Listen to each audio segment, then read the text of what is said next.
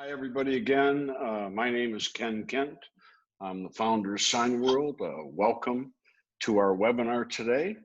And as you can see, we have 18 people on our call. The people on video are your Signworld owners, and Sheree, our Director of Marketing, is managing the technology here. So I'm going to, first of all, our agenda is that each one of the owners will introduce themselves, tell you a little bit about their business, and then we're going to open it up to questions. So George Sussral, you're going to be first up, and then Luca, you'll be next, and we'll go right around the horn. So when it is your turn, please be prepared. So whatever your greatest concern is, whatever your greatest fear is, turn that into a simple, open-ended question. And when you ask your question, all four of the Signworld owners will answer your questions one by one. You'll get 4 answers. Try to just ask one question, and then we'll move on to the next person and the next, and then we'll come back around to the chat box. So if you have more questions after you've had a turn, put them in the chat box. But we should have plenty of time to get all the questions answered. So let's start out with our panel of owners. And Helen McKinstry, tell us about yourself. Tell us where you are. Go ahead, Helen. Welcome, everybody. My name is Helen McKinstry. I'm the owner of Sabre Sign Solutions. We're located in the Austin, Texas area. I've been open a little over 3 years. I'm currently in a space that's about 1,800 square feet. Actively working with some folks to look for a larger space that I hope to move into next spring. I currently have 4 employees. Prior to my opening a sign business, I actually was with IBM for 32 years. I was a software engineer and a business consultant. And an executive of those teams for a number of years before I left. And what's your sales goal for this year, Helen? Yeah, this sales goal for this year is $405,000. Don't ask me about the 5, just something I'm doing. All right, Michael Ryan, come off of mute and tell us about yourself. Hey everyone, good afternoon. Michael Ryan. I am founder and president of Forerunner Signs and Graphics in Overland Park, Kansas, essentially Kansas City area. We are in our 5th year of business in a space about 2,800 square feet. 4 employees with projected sales. They've been adjusted a little bit, obviously due to COVID, but we should be right around 800 for this year. And my background is I've spent about 23 years in the wireless industry, sales management, marketing, and then towards the end of my stint in wireless, I actually built a couple smaller companies from concept. So. Okay, Don Conklin, give us a wave. Tell us about yourself. All right, my name is Don Conklin. My wife Teresa and I started Pinnacle Custom Signs. We're starting our 10th year, believe it or not. So 10 years in. We are at 18 employees, 12,375 square feet of a building that Teresa and I personally own. And looks like we're going to do about $3.5 million this year. And I come out of telecom, as well as Teresa comes out of telecom. Myself from a customer ops standpoint, and Teresa from a IT technical background. Okay, thank you, Don. And last but not least, the president, the owner of Signworld, who started out with his own sign company, Jack Warner. Tell us your story. 25 years ago, I joined Signworld as an operation myself. Pre-internet, pre-digital printing. In 1,200 square feet with 1 employee. I ended up 10 years later at 5,000 square feet with a staff of 11. I then sold that business to go into a partnership with Ken to learn his end of the business, finishing buying him out 5 years ago. Ken has stayed on as our director of sales and does some training and other things. I've taken over most of the daily operations of the business. So when I answer questions today, if it goes better to my experience running a Signworld operation, I'll speak from that perspective. If it goes more towards operations and training and support, I'll speak from that perspective. Okay. And Sheree Ewing, who is our Director of Marketing. Sheree, you want to introduce yourself and tell us a little bit about what you do for Signworld? Hey everyone, I'm Sheree Ewing. I'm Director of Communications and Marketing. I send everyone lots of emails that everybody reads, and I kind of on-ramp all of the new owners as far as getting them set up with a Signworld owner profile and getting them involved in the forum. So kind of getting all the new owners involved in the community with all the other Signworld owners, and I'm sure you'll hear a lot about the support of the Signworld owner community today when you ask questions. And also, Sheree just finished putting on our annual convention, which was an entirely virtual meeting, and it was a fantastic event. Thank you. Okay. Let's get started. So George Sussroll, George, come off of mute. Go ahead, George, throw a question at us. Okay, good afternoon, everybody. I'm George Sussroll, and I am exploring the Signworld opportunity. And my question for the panel would be, or is, it sounds like most of you made a transition from the corporate world to buying your own sign company and starting your own sign company. And I guess what I'm most curious about is how long did it take you to come close to replacing the salary you were making in the corporate world? Helen? I have not yet replaced that salary, but I was making a pretty darn healthy salary when I retired. My goal is to get there one day, but I am not there yet. Okay, Michael Ryan?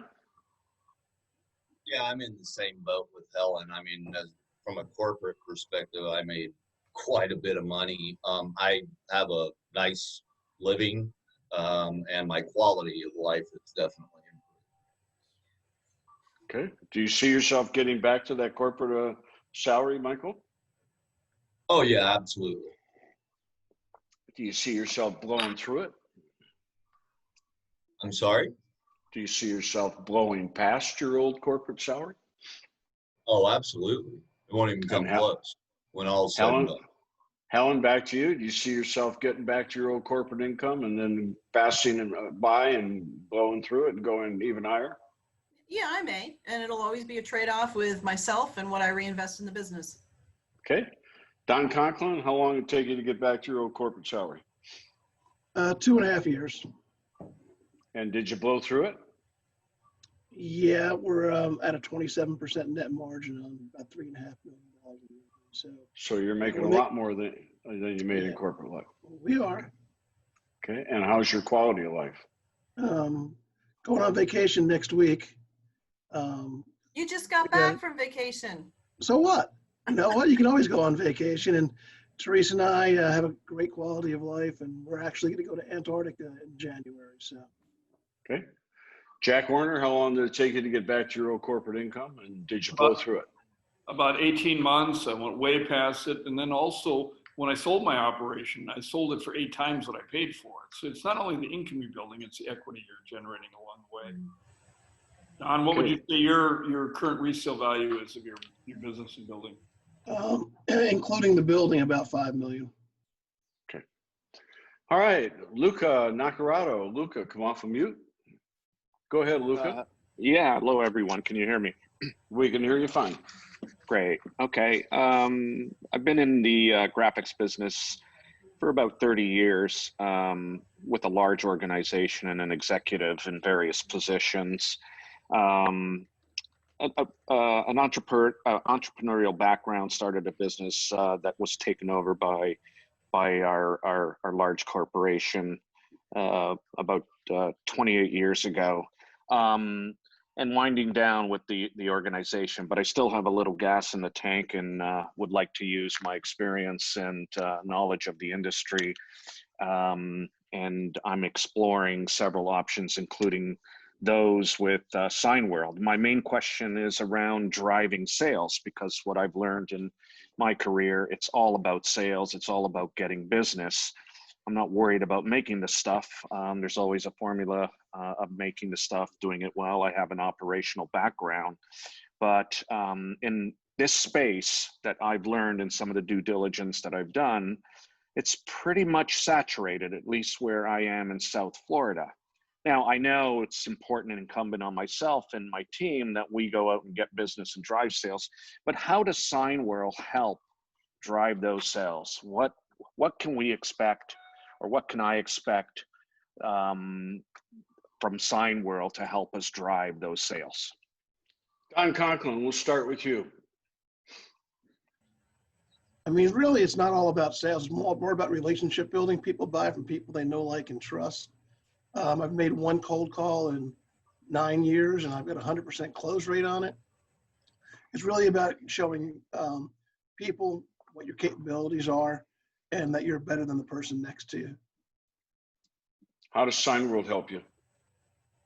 Training class for the first 2 years, Ken 1 year and Jack next year. And then anytime I ever need support, I can call on them or Dan or Sheree or anybody else at headquarters that I want, or I can also call other people in the network. Okay. Michael Ryan, how does Signworld help you drive sales?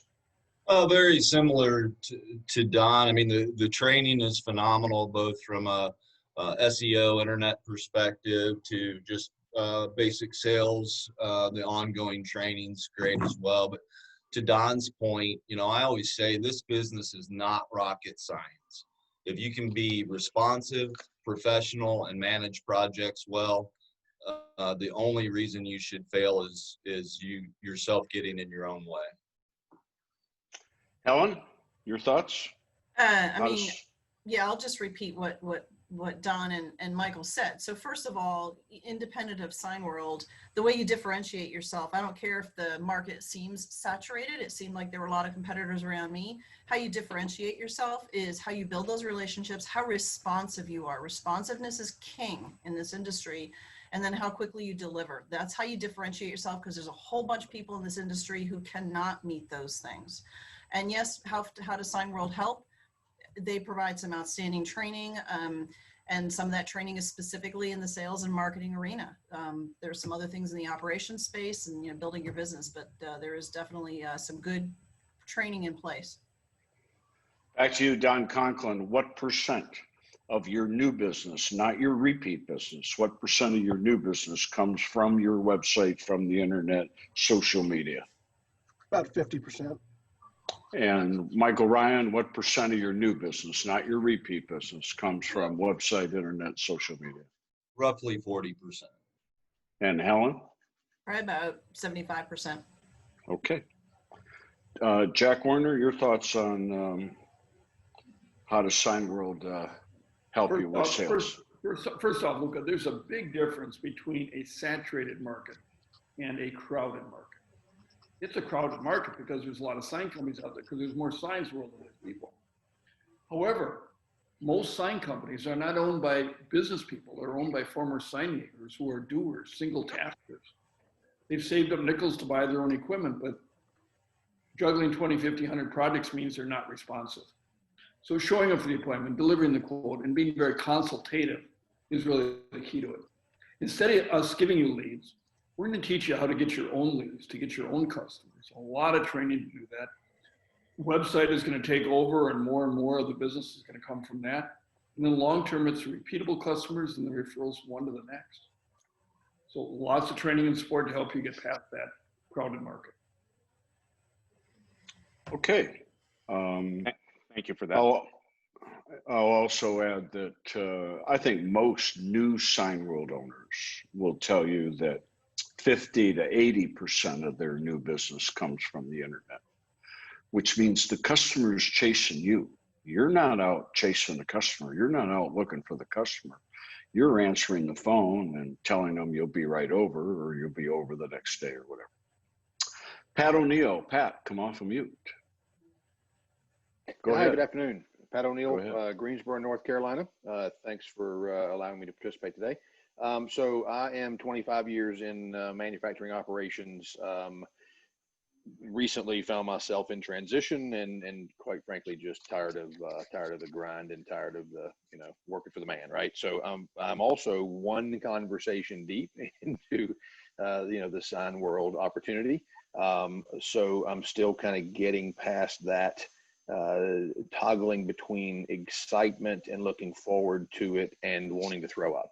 And I guess my question, which is similar to most that we've had already, my other question is, what was the thing that kind of tipped you over the edge, right? What was the thing that, you're looking at your family and know they have to eat and need a roof and so forth and so on, and not looking to starve anytime soon, but kind of what got you over that hump, right? What made you sign on the dotted line and decide, this is the thing for me?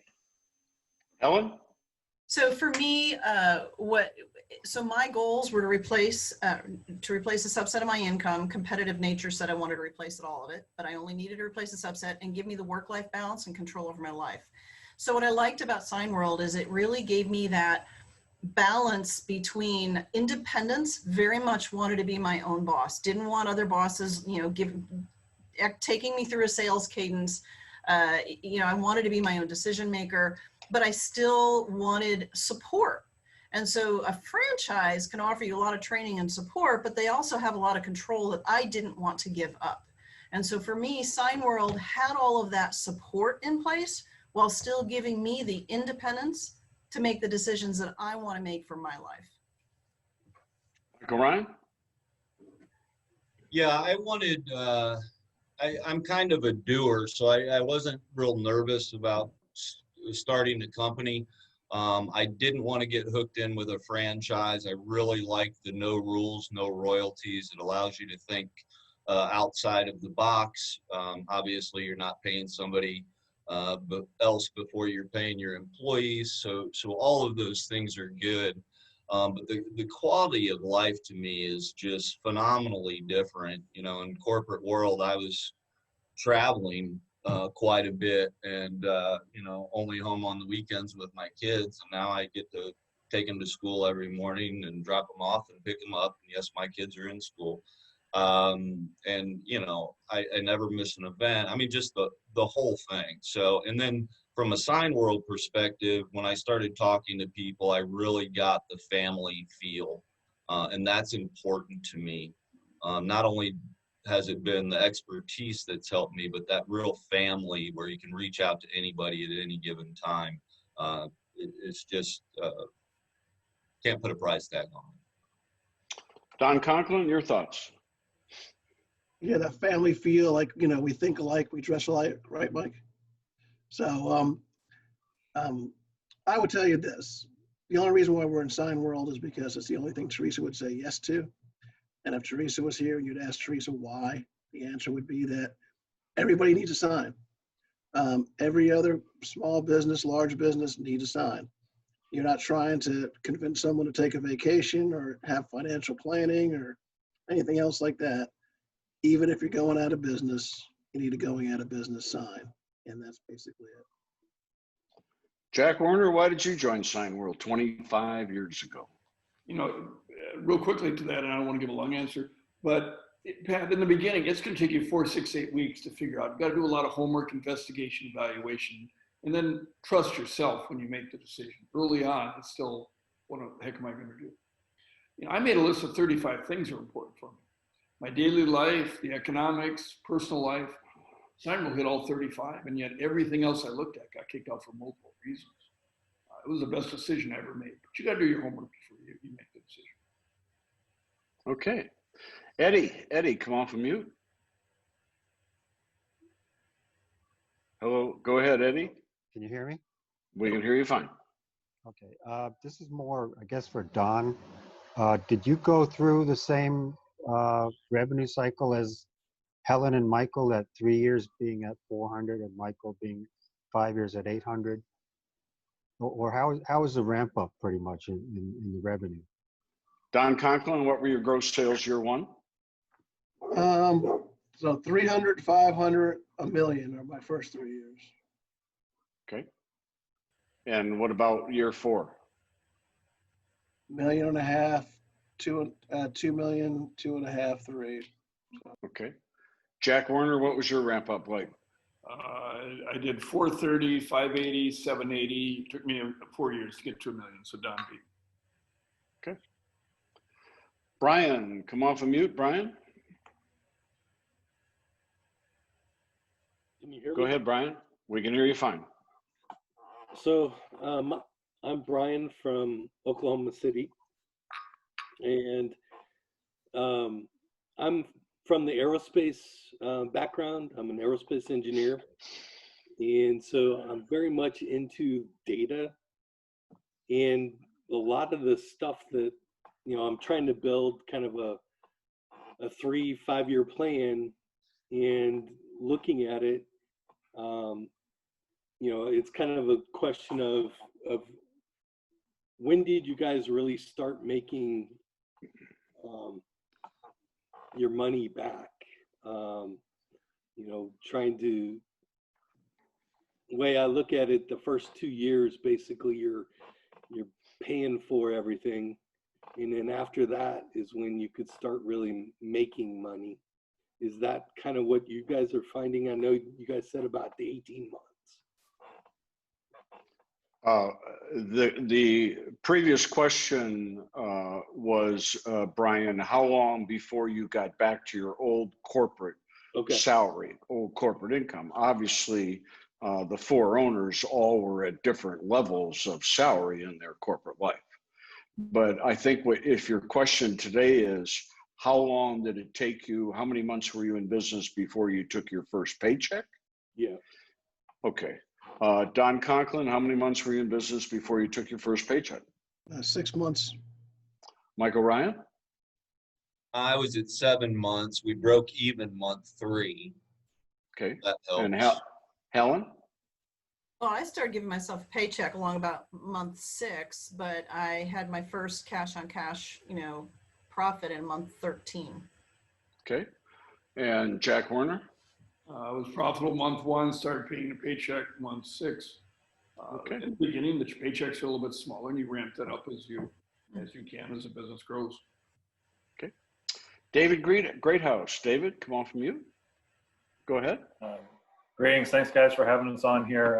My wife and I are into the conversations with owners at this point, and we understand there's a lot of differences across different markets. So I wanted to ask the group here, what kind of local market intelligence did you guys do when deciding to get started where you are? Helen, what kind of local market research did you do before you decided to jump in?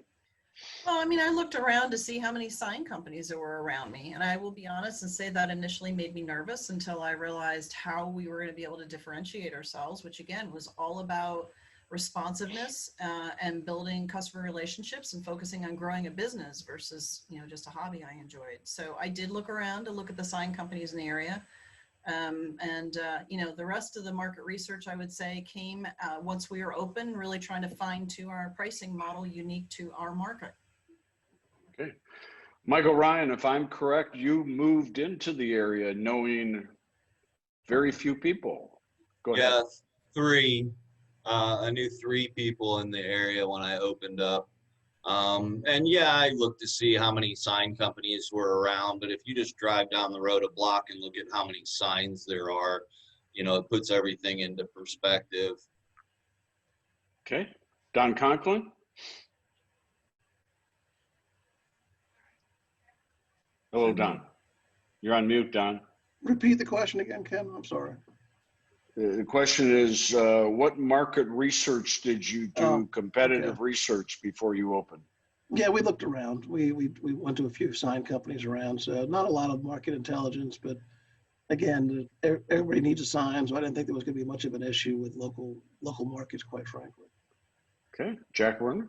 I had 10 within a mile, 300 in the county. I could have said too late for the party. I looked at it as opportunity.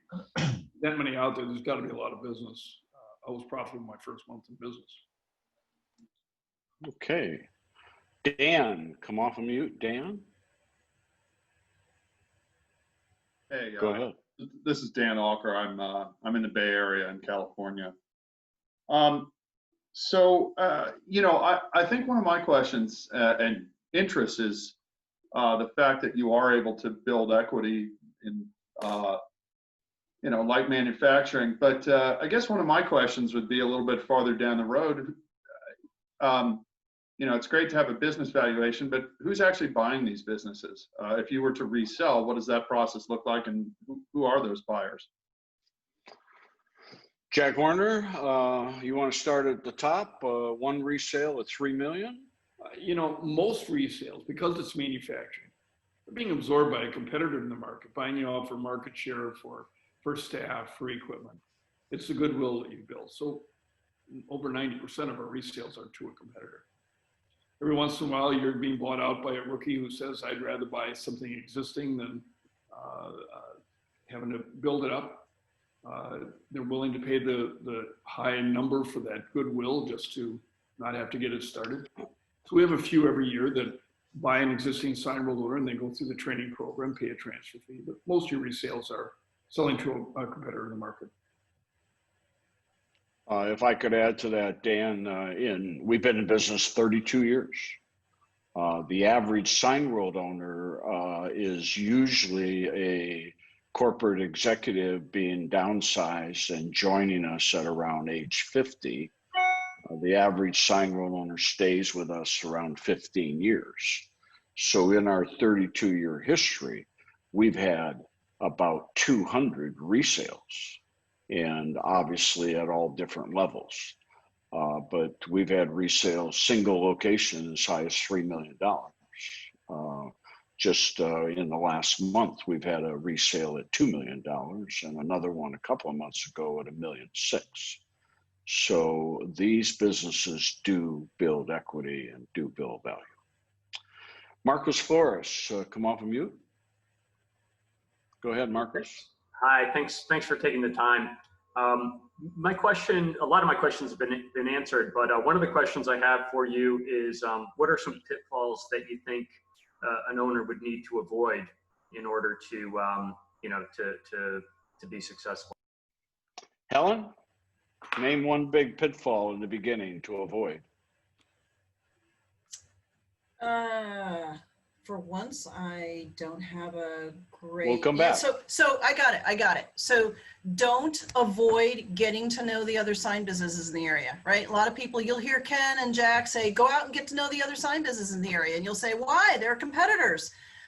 Go with what they advise you. So huge value in getting to know the other sign businesses in the area, because you'll end up cooperating and collaborating with them more than they're being your competitor. So don't run away from that opportunity. Embrace it, because it will bring value. Michael Ryan, pitfall in the beginning. Yeah, I mean, if I had one thing to do all over again, it would have been to listen to Dan and Jack and have my website up and going before I opened up the doors, and having an SEO program in place before I opened up the doors. So that's Okay. And Don Conklin, pitfall in the beginning.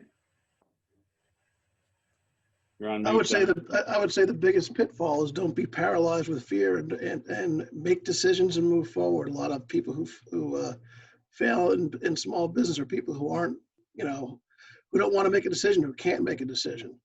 You got to you own your own business. It's your decision to make a decision and move on. Whatever that decision is, you'll have to live with it, but that's okay. Go on to the next decision. Jack Warner. Before I answer, Ken, I'm going to introduce a couple of slideshows that are going to go on in the background while we're talking. There's no audio to them. The first slideshow is showing you some of the operations inside and out, so you can see what facilities look like. Second one goes to what is a sign, not only what you're able to make with the initial equipment, but also what you can outsource. And then showing you signs that you wouldn't think of as a sign, just showing you how breadth of our industry is. The third slideshow is showing you some of our wall of fame, some of the biggest products Signworld owners look into. So these will go on in the background while we're talking. I'd say one of the biggest pitfalls is being willing to be coachable. You're out there running your business, you're busy, you're making progress, but coming back and asking others, both the corporate staff and the other owners, how can I make it better? Just being coachable. Being willing to take the advice of others instead of just trying to push your way through and say, I can figure it out, I can do it. I would answer the biggest pitfall is day one, that you don't work hard enough at getting the referral to the next biggest customer.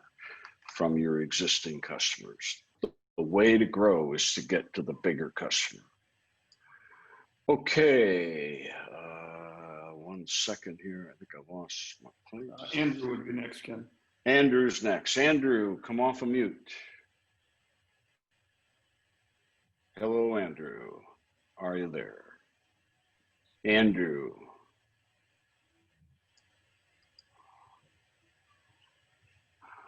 Michael Boylan. Michael, come off of mute. Sorry, I Go hit ahead. that by accident. But I wondered if somebody on the panel could describe startup, like from, I kind of understand how it looks after a few years in, but what was activity like just starting up? And did you start from home or did you start in an office? I'm trying to understand the entry point. Don Conklin, did you start from home or start from your office? Were you busy day one? Did you have orders? Did you have orders before you opened? I had orders before I opened. I started from my office. Obviously, we had to go out and generate more activity from that standpoint, but we were never out of lack for things to do, even from day one. Michael Ryan, home, office, orders before you opened? Yeah, orders before we opened, and with me only knowing 3 people, one of them was my chiropractor, and so we redid his new location. And I would answer that, I work wherever I am. Like, I let people know what I'm doing. So home, office, outside, doesn't matter. And busy from day one? Michael? Yes, sorry. Yes. Okay. Yeah, we had my chiropractor. Helen McKinstry, orders before you open, home, office, busy day one? So we did have orders before we opened, and from when I signed the contract and went through training, was looking for a good location, going through build out, setting up the website and getting my marketing going. So initially I was working out of my office at home because was still building out the facility, but was taking orders before we were able to open our doors. Okay, and Jack? Typically it's 3 months process to get the doors open from signing a contract. Most of that's real estate, having a real estate attorney, showing all the viable buildings in the market, letting you do walkthroughs to pick your favorite, letting him do all the heavy lifting and lease negotiation, legal. We're helping you interview and hire your first employee. We're getting equipment delivered and set up. We're going through 5 weeks worth of pre-opening training with a lifetime training after that. The marketing of the business starts the very day you sign a contract, probably from home. You're trying to accomplish 2 goals. One is build a book of customers that are willing to wait, close to get to opening, more willing they are. So your sign maker starts busy if you've done your job. Some of those customers are going to say, great, but I can't wait. I need it sooner. And you're going to say, that's fine. I got other sign we're going to happen to make it protocol sign. So you're going to process projects even before you open the door. Because having a full queue of business, if you did your job, sign maker is busy from day one. The other thing is, it's our goal currently to launch your website about 6 weeks before you open, so that by the time you open, your phone is ringing and you're getting orders already. Nick Hannigan. Nick, come off of mute. Go ahead, Nick.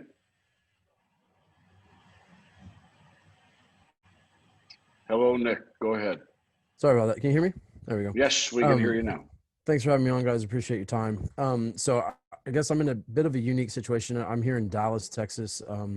My father and I are looking into the opportunity to work with Signworld, the Business Owners Alliance, and we're also looking at some franchise opportunities as well.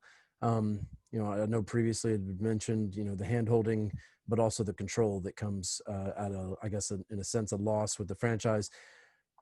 My father, he's been running businesses for quite a while, so he's kind of already geared, has the right mindset as far as startup and all that. For me, I come from a retail background, multi-unit field management. So for me, the process has already always kind of been in place. So I guess my question to the owners is really, you guys had mentioned what's your biggest fear? What's your biggest concern? For me, at least from my perspective, is managing that initial startup, because you guys have mentioned how, you got orders coming in before you even open the doors. You're busy from the get-go, jobs day one, and that's exciting, and that's but for, I guess, someone in my position, it can be a little intimidating. So really, I guess, speak to me about the support that's in place to really help you manage that initial start, since it seems like it ramps pretty quickly.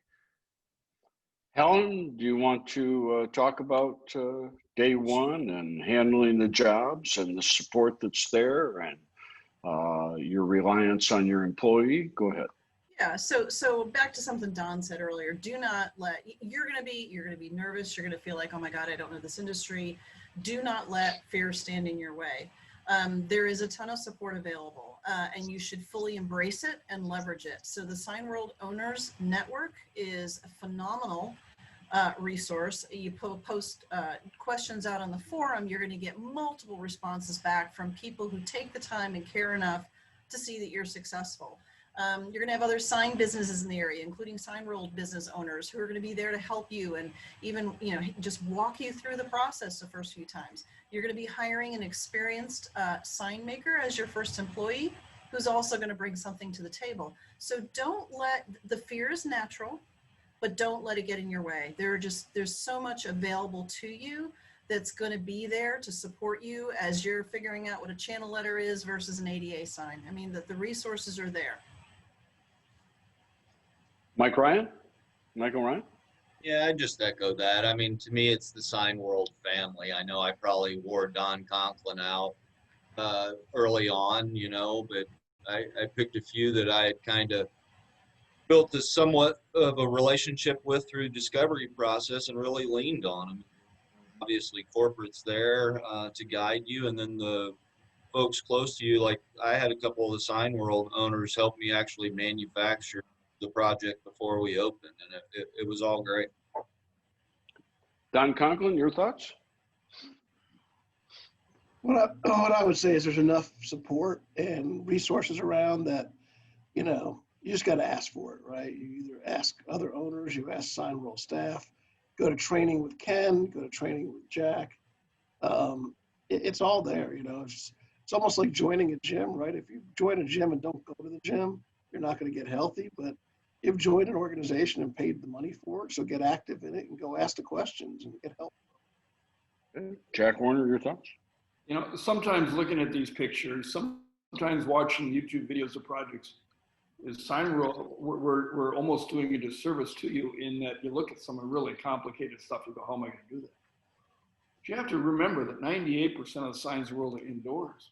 That means they're smaller, they're simpler, they're put in a frame, they're glued to the wall, they're screwed to the post, they're stuck in the ground. But yet we don't always show all those projects because they don't show as well. They're not as exciting and as enticing. So remember that a lot of the business is simple, and you're going after smaller customers, smaller projects. You have your own name, so you can pass on any product that's beyond what you can comprehend, and you ramp up and make it manageable. And may I add to that, Nick, that by the time you take care of your first customer, you will have already been through 5 weeks of training, of which 3 of those days are at your facility on your equipment with your sign maker, who's an experienced sign maker. And the 2 of you are being trained, and during that 3 days, you're probably going to make 30 different signs. So by the time you get to order number 1, that's really order number 31. Joe Norris, come off of mute, Joe. Yes, ahead, hello, Joe. everyone. My question is 2-part. Can each of the panelists describe their biggest challenge in the early days of, say, after day 1, from a financial standpoint? What was your biggest challenge? And also, what was your biggest challenge financially from the time you started up until you could draw a salary that sustained the home front? Wow, tough question. Don Conklin, Tell us about financial challenges. I mean, I think there's always going to be a challenge, but number one thing is revenue. You got to generate revenue. You got to be able to, go. Like I said, I've only done one cold call my entire life. It's about finding the revenue, getting the website up, and when you get the opportunity, as Helen said, execute on it. Don't let any lead be a waste of it. But your financial challenge will always be your top line revenue. We're not an annuity business. You've got to fill the funnel, and you got to be nurturing customers and referrals and everything else like that to get the funnel full. Because everything else from a financial standpoint is gravy. It's a very high margin business, both gross and net. So it's a matter of getting the revenue in the door. Okay. Michael Ryan, your thoughts? Yeah, I mean, go in with the proper expectations. You can't go in and expect to replace $250,000 income in your first year or two. I think Signworld gives you all the proper information up front. The model is probably conservative, in my opinion. And to Don's point, you got to go get the business.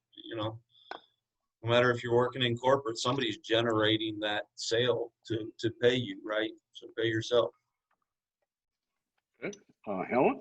So, none of this slowed me down. I get back to, again, don't be afraid to make a decision, right? So sometimes, and then don't be afraid to learn from particular experiences. So on the financial front, I learned things like, when buying assets, look at it as a business owner, not an individual. So I bought a certain type of truck. I bought it new because that's what I had always done personally.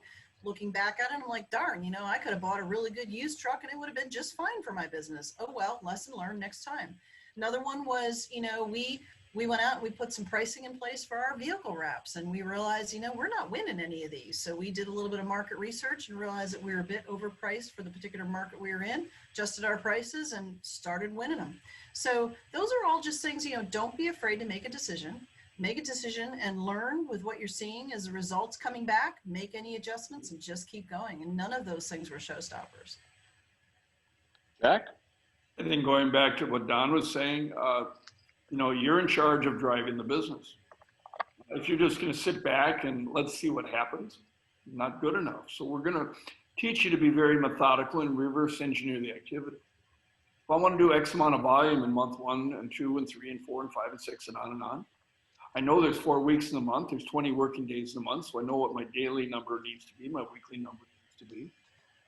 Then I need to look at what my average order size is, and I can see that from history to determine how many orders that takes to hit that number. From history, I know what my conversion rate is from writing a quote up to an order, so I know what my activity level needs to be. And I got to fill that activity level. If I know a certain amount of business is repeatable customers and a certain amount is referrals from one to the next, a certain amount is coming from the internet, a certain amount is coming from referrals, a certain amount is coming from finding problem signs, I've got to be in charge of myself on a daily, weekly basis to generate that activity to fill the pipeline to hit my economic goals. So we're not just saying, wake up in the morning and let's see what happens. We're trying to build a process for you that you can hit what your numbers are, doing it with a methodical process. Okay. Thank you. Brad, come off of mute. Hello, go ahead, Brad. Thanks, Ken. I'm a lot like Pat, who went earlier, in that I was pretty much introduced to Signworld yesterday, and I have a lot more questions than answers, but a lot of good questions so far that have really touched on what I was wanting to know. One kind of really interesting question that I still have is, I understand this is not a typical franchise business model. It has been explained to me as a license/business opportunity that does not charge a royalty. And I wanted to ask two things. Is this true? And if so, what is the motivation for providing the ongoing support if you are not receiving a royalty? Jack Warner, our president and owner. Jack, do you want to answer that question? Well, there's really 3 questions you're asking there, Brad. One, what is our economic model that we can be around next year to give you that support? The second is, why are we supporting if there's no royalty? What's in the motivation for us? 3, what does the support look like? It really boils to all 3. So in the initial investment, there is little room for profit. We feel it's fair. We're only going going to charge it once. We're all in business for a profit. We then run leaner than a franchise without all the overhead and expenses of a franchise. We don't have an accounting department tabulating, taking royalties. That's not a profit, expensive to do.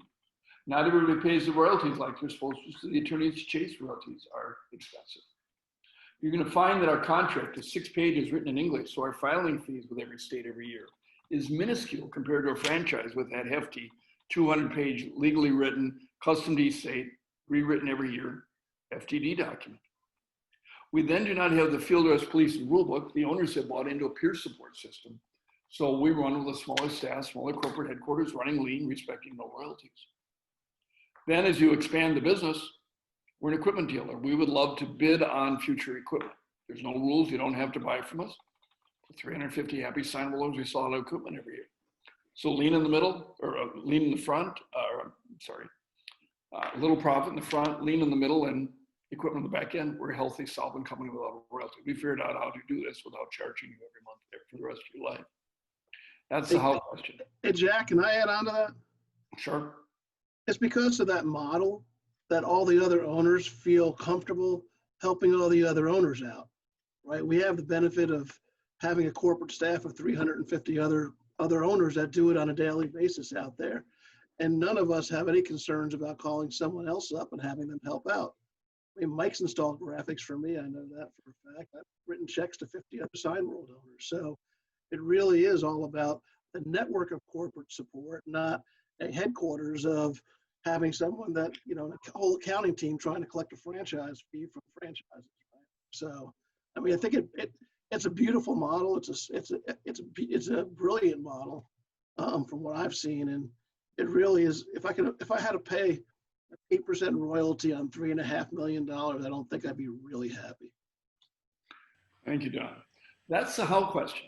Why we support is 3 reasons. One, we do it first and foremost on the moral side. We do it because we care. We're making outbound phone calls and emails daily to Signworld we haven't heard from a bit of how they're doing and how we can help. It's the right thing to do. I'll challenge you in the franchise world. Find a franchise where you're going to have access not only to the president, but all the rest of the staff 7 days a week. You'll have our cell numbers. You'll know how to get a hold of us. It might go to voicemail. We might have to call you back, but we will call you back because we care. The second reason, we do it to create the validation. We've gone 32 years without litigation because the validation is healthy. Third, if we train you, drop you, you're not going to come back and buy more equipment. So we're going to hang in there for that future sale. Ongoing training, there's more ongoing training and support you'll find in Moment City franchise out there. There's live video conference training on all the facets of business. The rest of your life, just look at the calendar, figure out where you want to be there. And it's live, not recorded. So you can ask questions. If it's recorded, you might not get your question answered. So we're an anomaly. You can go back to your coach and say, I really like the business model. I'm not sure if I want to be an assignment. So you got anybody else like him? And there's nobody else out there that gives ongoing training and support. Okay, to my panel of owners, shorter answers, please. We still have several people to go and probably some typed in questions. George Garza. George, come off of mute. Go ahead, George. Hello, can you hear me? We can hear you fine. I'm from San Antonio, Texas, and I've got kind of 2 questions. They've been batted around a bit, but they're a little different. One is, what was the biggest challenge you didn't see coming when you first started up? And the opposing question is, what was much easier than you worried about? Okay, Don Conklin, biggest challenge, greatest. The biggest challenge is generating revenue. It's the lifeblood of the business, and nothing was easy. Okay. Good answer. Michael Ryan? No, I didn't really have any gotchas. You know, nothing out of the ordinary. I knew what I was doing and get in there. And to Don's point, you got to generate revenue. You know. Helen? Well. Yeah, one of the biggest challenges. I'm sorry, Michael. I'm sorry. I didn't mean to cut you off, Michael. Go ahead. No, I thought there was another part to that question, so I didn't want to leave that out. Oh, the biggest windfall, the greatest thing that happened. Oh, well, I did it. Period. Well, I guess the question is, as what were you worried about going in that you didn't have to worry about? It actually was nothing Yeah, like you expected. design. I'm not an art guy. That was a not to worry situation, as my mother would say. Okay. Helen? So feeling completely ignorant about different types of signs and how to build them, and just asked a ton of questions, leveraged the network, leveraged my local vendors and suppliers and other sign companies. And probably what pleasantly surprised me is how somewhat intelligent I sounded after 6 months, a year, 2 years, 3 years, and I'm still learning and having fun with it. So don't let that fear stop you. Okay. Jack? You know, it's realizing all, as Helen said, what is the sign and who are the customers? It's a challenge to figure out, but it's a blessing in the business long term. Easier, there's more business out there than you'll imagine, and the competition is more inept than you thought. Okay. Jack, I think your slideshow is running a little too fast. It's even a blur for me, and I know most of it. Okay, let's see who's up next. George Garza, am I correct? Did you get a chance? Yeah, you just spoke to me. You can move to the Okay, next. I'm sorry, George. Okay, Mark Grabansky. Mark, are you there? Come off of mute. Go ahead, Mark. I'm here. Mark Grabansky from Rockland County, New York. So my question is, I've heard a lot of discussion that when you're opening, you might have business before you do it, and then you're going to outsource it. So I kind of get how you're going to outsource to a third party and you're really just buying a service from them. But is there like some internal agreement between Signworld owners that you agree to split the profit by, in this particular way? Like, are there internal agreements that you guys have that ability and you're not negotiating with every sign owner, and you guys all just kind of know, okay, if somebody comes to me with a job, I know I'm going to get this percentage of the profit? Don Conklin? I would say, pricing is an art, and there's no real, rule of what it should be, but you get to know what the pricing should be, and you get to know which Signworld owners can help you out with those pricings. Okay, Michael Ryan? Yeah, I mean, I've structured costs different with different owners depending upon the project, and I always just try to be fair. They're part of the family, right? Helen? So there is no set formula or pre-agreement. You'll learn that other sign businesses will give you what they call a trade discount. What that trade discount looks like is strictly between you and them, or they'll probably not tell you what the trade discount is, but they will give you a discount. They're not going to charge you their street price. Yes, your profit margin will be lower as a result, but you're still able to get that job and grow that experience and get that project out. So, there's a general agreement that, they'll give you a trade discount, and it's just up to you to kind of work with those different owners. And, you could even check with 2 and 3 of them and see, how they how they might charge you differently. Okay. Jack Warner? Because you have projects coming to you and projects going out from you, you're going to start to learn what's a fair price. Some markets might be more expensive for labor, others might be less. It's going to depend on how much travel time and efforts are put into it. So you'll negotiate a fair rate for both of you. Okay. Kevin W. Kevin, come on from you. By the way, for all of you on the call, if you have more questions, please type them in the chat box down at the bottom. Go ahead, Kevin W. Come off of mute. Are you still with us? Rob, are you there, Rob? Come off of mute. I'm here, but I'm good right now. I'm just kind of listening in. Okay. I managed to get this in on a last minute in the middle of some business. Okay. If anybody else has any more questions, please type them in the chat box below. Anybody with any questions? Well, we're coming up close to the hour. I want to thank all of our panel. Helen, thank you for being with us today. Michael Ryan, thank you again. Don Conklin, thank you as well. And Jack, do you want to close it out? I can. Again, thank all of you for being busy. One question wasn't asked. What's life like during COVID? Not only Is it a safe environment for you to live in and work in? But how busy are you? Helen? We're pretty much as busy as there were about 6 weeks that were kind of tough, right in the middle when everything was getting shut down early on. You know, we focused on what our priorities were, and my priorities for my business were to make sure my guys stayed employed. And I got creative in how to do that, but also decided that I wasn't just going to survive, but I was going to survive well, and use that time to really think about how to creatively drive business. So right now we're about as busy as we were, last year this time.